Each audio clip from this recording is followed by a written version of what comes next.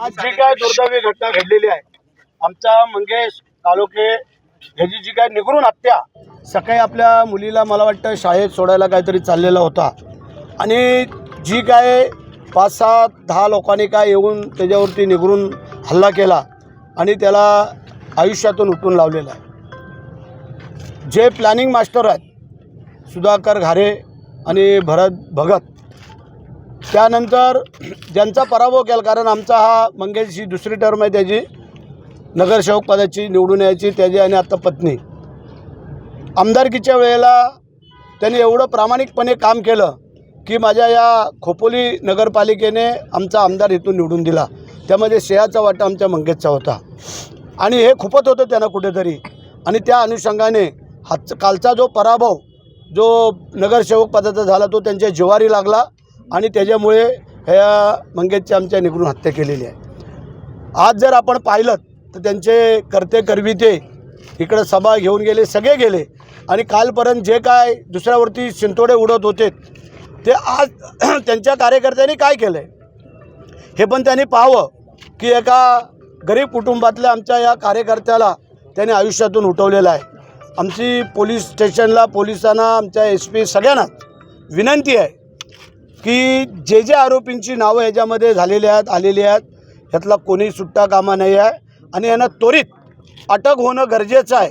आणि म्हणून आज जर आपण इथं पाहिलं तर इथं 2-3 हजार लोकांचा मॉब, महिला भगिनी सगळ्या सकाळपासून थांबल्या होत्या। आज मी असेल, आप्पा असतील, आमचे पदाधिकारी कार्यकर्ते सगळ्यांनी येऊन त्यांची आता समज काढली, ते कोण इथं हलायला तयार नव्हते, परंतु पोलिसांना पण काम करण्यासाठी मिळायला पाहिजे म्हणून करता आम्ही त्यांना सगळ्यांची समज काढली।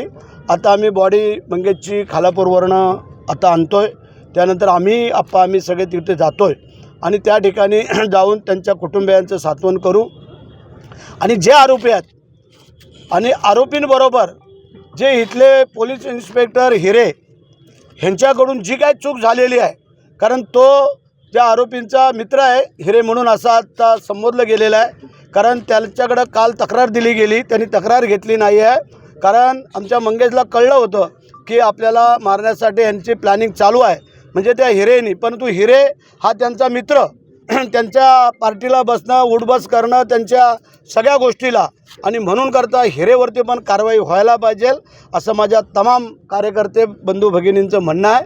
आणि आमच्या SP मॅडमना पण म्हणणं आहे की ज्या हिरेने हलगर्जीपणा केलेला आहे त्याला त्वरित इथून निलंबित करून ह्याला इथून बदली करून द्यावं अशी आमची विनंती राहील आणि आमच्या मंगेशला न्याय द्यावा। सर, यामागे मास्टर माइंड कोण असण्याचे संकेत आहेत काही? मगाशी जे काय आम्ही सांगितलं ते पोलीस तपासामध्ये होईल, परंतु सुधाकर घारे, भरत भगत आणि ही जी काय मंडळी आहेत, कारण यांच्या जिवारी लागला आमदारकीची पडल्यानंतर आणि खोपोली नगरपालिका हातातून गेल्यामुळे जी काय त्यांच्या जिवारी लागलेले हे मास्टर माइंड आहेत, मगाशी सगळ्यांनी सांगितलेलं आहे। तर माझी डिपार्टमेंटला विनंती आहे जी नावं तुमच्याकडे आलेली आहेत त्याचा योग्य तपास करून कारवाई करावी अशी आमची विनंती।